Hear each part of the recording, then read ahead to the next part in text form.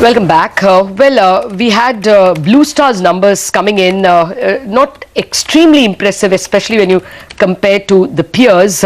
Consolidated income was up just 6%, and net profit was at, net profit of course did very well. We have with us Mr. Veer Advani, the Managing Director of Blue Star, joining in. Veer, good morning. Thanks a lot for joining us. Good morning.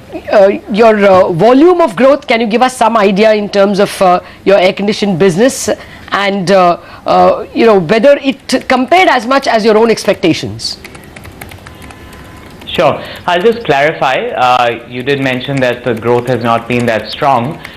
When we compare Q2 of last year to this year, we've actually grown 16% in revenue and 69% at the PBT before exceptional items. The reason you don't see that growth is that Q2 of FY16 has our IT business, Blue Star Intertech business, consolidated there of last year.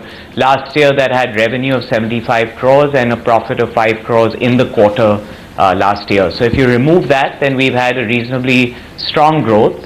But coming specifically to our lines of business, segment 1, which is our projects business, had about a 14% growth. Profit has not grown by more than 2%. Main issue there has been speed of execution and cash flow. That continues to be a concern for us. But on the positive side, the order book is up 15% over last year, and so that's a good sign for the future. The real exciting part of the growth for the quarter has been our unitary products business, where we've grown quite substantially, both on the revenue as well as on the profit side. I'm happy to tell you that the market grew about 11% in Q2. This is room air conditioners. Blue Star grew 21%, and that growth actually continued into the festival season, into Onam as well as Diwali, where the market grew about 20% and we grew 30% in the festival season. Why is the consolidated... So all around the room air conditioner business. Veer, then why is the consolidated EBITDA down? So again, if you need to remove the IT business from last year, that's one thing that we need to do. Once we remove that, it becomes a lot more comparable, which is what I mentioned to you, that on a comparable basis, you'll see a 69% improvement before exceptional items. I'm not bringing the exceptional items in because Q2 of last year, we actually had an exceptional loss. And so it isn't correct to compare that to this year. But purely on an operating basis, we're very happy with the performance in Q2, and we're expecting that the year should continue to be strong. Veer, what percentage of your transactions are handled in cash? I'm asking you because of the recent demonetization scheme. There is an expectation that a lot of the demand could get crunched down for sectors like yours because of that. Sure.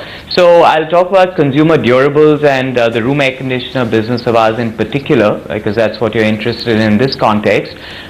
Tier 1, Tier 2 markets, room air conditioner sales, this is from our dealers to end customer. About 30% of sales are done in cash. Of course, between our dealers and us, everything is done in check, obviously.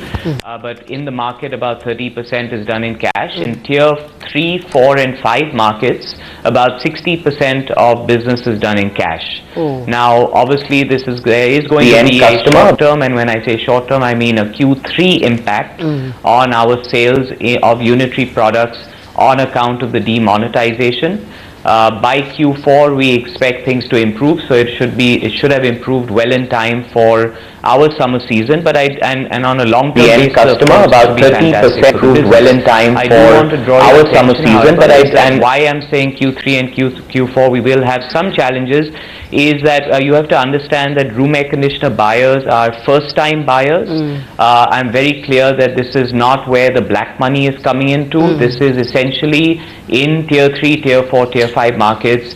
Consumers typically go to the bank, pull out the money, and then come to the dealer and give them 35,000 rupees for a room air conditioner because of that. So I'm really not worried about the bigger impact from a black money point of view. I'm more concerned about the immediate availability of legal tender in the market. So, but from a long-term point of view, as a company, we're very optimistic about the positive drive that this will do for us. On that positive note, we thank you very much for joining us completely out of time on Bazaar. Chartbusters in a minute.